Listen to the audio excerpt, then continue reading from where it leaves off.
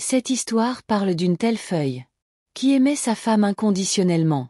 Mais en retour, il n'a reçu que tromperie, arrogance et déloyauté. Son amour n'a pas été apprécié. Ses sentiments ont été piétinés. Et surtout, sa mère a été traitée comme ça. Quelle honte de devoir endurer, brûler dans le feu de la vengeance. Il s'est tenu sur la tombe de sa femme et a prononcé cette prière diabolique. Ce que peut-être personne n'a jamais donné auparavant. Mais les morts peuvent-ils vraiment être maudits?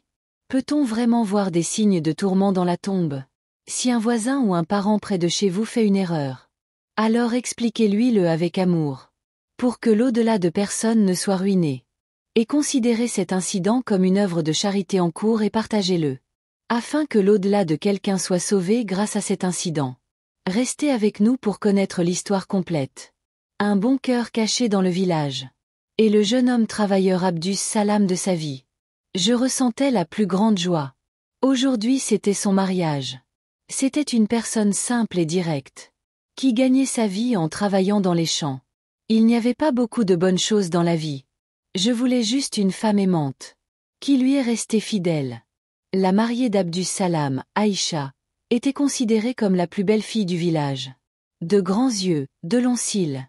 Et il y en a une trace, mais cette beauté était autant un mystère qu'un mystère. Elle était tout aussi arrogante et impitoyable à l'intérieur. Quand Aïcha a vu Abdus Salam en tant que marié pour la première fois. Alors, laissait couler dans ses yeux les larmes de déception. Elle rêvait de vivre dans une grande ville et d'y avoir une vie confortable. Mais le destin l'avait liée à un pauvre villageois. Au début de leur mariage, Abdus Salam a fait de son mieux pour garder sa femme heureuse.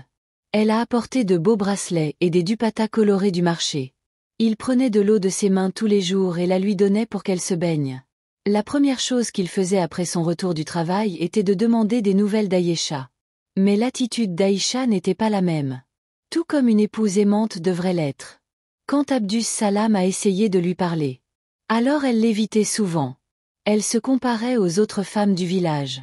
Et elle disait, si seulement je m'étais mariée dans une grande maison. Alors ma chance aurait changé. Raconter des histoires sur l'éclat de la ville.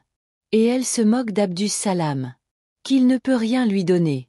Abdus Salam pensa en lui-même. Je tolérerai ces paroles acerbes à chaque fois. Que peut-être tout changera avec le temps. Mais la réalité était pire. Un jour, Aïcha tomba très malade. Forte fièvre, fatigue, méchanceté et visage pâle. Abdus Salam accourut vers Hakim. Le sage dit, son esprit maléfique est devenu faible. Du sang peut être nécessaire. Abdus Salam a proposé de donner son sang. Lui-même était faible. Mais il était prêt à tout pour sauver la vie de sa femme. Quand le sang a été donné, alors sa méchanceté s'affaiblit. Mais il y avait de la joie sur son visage. Qu'il a donné la preuve de son amour. Quand Aïcha allait mieux. Il n'a donc pas remercié Abdus Salam un seul instant. Elle a plutôt dit le contraire. Si tu fais quelque chose pour moi, ne fais pas semblant de me rendre service. Abdus Salam se sentit triste dans son cœur. Mais il n'a rien dit. Le temps a passé sans la déloyauté d'Aïcha. Et il n'y avait pas de place pour l'amour de son mari dans le cœur d'Aïcha. Son cœur était toujours tourné vers le monde extérieur. Elle aurait mieux fait de s'entendre avec certains hommes prospères du village. Ce qu'Abdus Salam n'aimait pas. Quand Abdus Salam transpirait dans les champs toute la journée. Aïcha allait plaisanter avec les femmes du village. Et elle est allée au marché, rêvant d'une vie riche. Tu aurais été très heureux. Et souvent elle plaisantait avec quelqu'un. Abdus Salam l'a expliqué avec amour à plusieurs reprises. Aïcha, tu es tout pour moi. Je veux te voir heureux. Mais pour l'amour de Dieu, aidez-moi à construire notre maison. Mais elle a dit en riant là. Ta pauvreté et ton amour ne peuvent rien me donner. Abdus Salam a pensé qu'il valait mieux garder le silence. Mais il y avait une douleur dans son cœur. Si quelqu'un avait le plus grand respect dans la vie d'Abdus Salam, alors c'était sa mère. C'était un serpent venimeux, qui a toujours prié pour le bonheur de son fils et de sa belle-fille. Mais Aïcha n'avait aucun respect pour la respiration dans son cœur.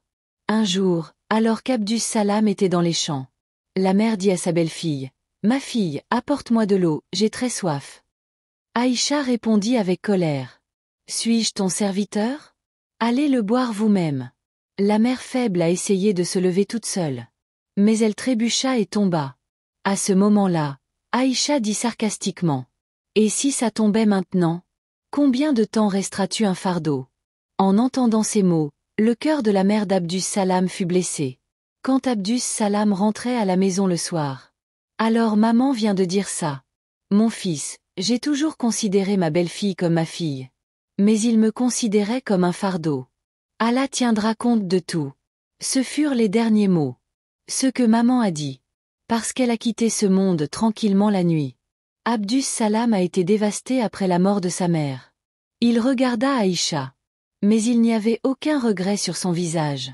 Elle était toujours aussi égocentrique. L'amour d'Abdus Salam s'était maintenant refroidi. Là, un homme vengeur est devenu un homme. Il travaillait dans les champs. Mais il est resté silencieux et n'a pas beaucoup parlé à personne. Pas même proche de quelqu'un. Quelques mois plus tard, Aïcha tomba également malade. Mais cette fois, Abdus Salam n'a pas fait assez d'efforts. Il a appelé le sage. Mais lui-même restait indifférent. L'état d'Aïcha empirait de jour en jour. Et un jour, elle a quitté ce monde. Quand a-t-il été enterré? Il n'y avait donc même pas une larme dans l'œil d'Abdus Salam. Quelques jours plus tard, Abdus Salam se rendit sur la tombe d'Aïcha. Il y est allé et a baissé la tête. Et je n'ai dit qu'une seule phrase. Ô mon Dieu, ne pardonne jamais à ma femme. Ces mots venaient de son cœur. Et c'était comme si le ciel commençait à tonner. Ce jour-là restera à jamais une marque noire dans la vie d'Abdus Salam. Lorsqu'il se tenait sur la tombe de sa femme Aïcha et disait « Ô mon Dieu, ne pardonne jamais à ma femme. » Ou écoutez la parole, elle devient une malédiction pour Aïcha. Ils commencèrent à témoigner des actes. Il y avait un tel quartier là-bas, qui a toujours considéré sa feuille chérie comme une poule, qui n'a pas valorisé son sacrifice de sang, et celui qui a causé tant de douleur à la mère d'Abdus Salam, qu'elle a quitté ce monde le cœur brisé. Après la mort d'Aïcha, la vie d'Abdus Salam semblait être en ruine. Il travaillait dans les champs toute la journée. Mais la lumière de son ancienne vie n'était plus sur son visage. Il parlerait moins aux gens. Je ne pourrais pas mieux m'entendre avec quelqu'un. Et la plupart du temps, il le racontait seul. Chaque nuit, quand je me tenais là, dans la cour boueuse de ma maison, je regardais le ciel. Alors il se souvint des paroles de sa mère. « Fils, ne me maudis pas. Dieu regarde. » Mais l'état d'Abdus Salam était quelque chose comme ça. Qu'il ne voulait pas retirer sa prière maléfique là-bas. Il croyait que ce qu'Aïcha avait fait était impardonnable. Au fil du temps, les gens du village avaient oublié Aïcha. Mais dans le cœur d'Abdus Salam, ses souvenirs étaient vivants sous forme de haine et de tristesse. Il lui rendait parfois visite sur sa tombe. Mais pas pour prier, mais pour maudire. Que Dieu ne lui donne jamais la paix. Une nuit, alors qu'Abdus Salam était assis dans le cimetière. Puis soudain, un appareil a craqué, les nuages dans le ciel s'étaient assombris. Il y avait une légère brise. Et il y eut un silence complet dans le cimetière. Dès qu'Abdus Salam est allé sur la tombe d'Aïcha. Répète ta malédiction. Soudain, un terrible bruit retentit dans la tombe. Au secours, je brûle. Le sang d'Abdus Salam se glaça. Le sol de la tombe tremblait légèrement. Comme quelqu'un à l'intérieur qui veut sortir. Il a essayé de reculer. Mais ses pieds semblent collés au sol. Abdus Salam, pardonne-moi. En entendant cette voix, le cœur d'Abdus Salam s'est mis à battre. Il a commencé à trembler et s'est demandé si c'était vraiment vrai. Le mort peut être puni. À ce moment-là, un homme âgé passa devant le cimetière. Ils étaient habillés de vêtements blancs. Et il y avait une lumière sur leur visage. Ils se sont approchés et ont demandé à Abdus Salam. « Fils, que fais-tu ici ?» Abdus Salam répondit d'une voix tremblante. « Je suis venu sur la tombe de ma femme. Mais j'ai demandé à l'aîné. Avez-vous prié pour lui ?» Les larmes sont venues aux yeux d'Abdus Salam. « Non, je lui donne une mauvaise réputation. Il m'a fait beaucoup de mauvaises choses. » L'aîné dit lentement. « Mon fils, personne ne profite des mauvaises prières. Dieu prend en compte tout le monde. Mais votre prière peut aussi être source de salut pour une personne mourante. » Abdus Salam a demandé avec surprise. « Mais ça a fait mal à ma mère.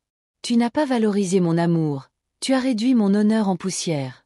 Je lui pardonne. » L'aîné sourit et dit, « Si Allah peut me pardonner. Alors pourquoi ne mourriez-vous pas impuissant à cause de vos péchés? Seules les prières des vivants peuvent les sauver. » En entendant cela, les larmes ont commencé à couler des yeux d'Abdus Salam. Il est tombé par terre et s'est mis à pleurer fort. Abdus Salam s'assit là et leva ses mains devant son Seigneur. Ou si Allah est celui qui pardonne. Alors, ayez pitié de ma femme dès que ces mots seront prononcés. Le tremblement de la tombe s'est arrêté. Soudain, tout est devenu paisible. Abdus Salam ressentait la même chose. Comme une lumière qui se répand dans l'air. Puis un faible bruit se fit entendre. Merci Abdus Salam. Abdus Salam regarda autour de lui avec surprise. Mais rien n'a été vu. Son cœur ressentait une étrange paix. Comme si un énorme fardeau avait été enlevé de son cœur. La vie d'Abdus Salam a changé après cette nuit-là. Il commença alors à parler davantage de l'adoration d'Allah. Traitez les gens avec amour. Et apprenez aux autres à pardonner. Il allait au cimetière chaque Thanksgiving. Mais maintenant, il ne maudissait plus Aïcha, mais priait pour son pardon.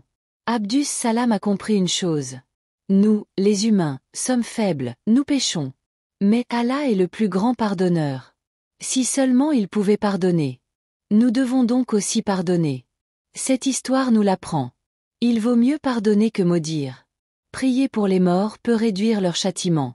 Allah est le plus grand pardonneur. Et nous devrions aussi être doux avec les autres.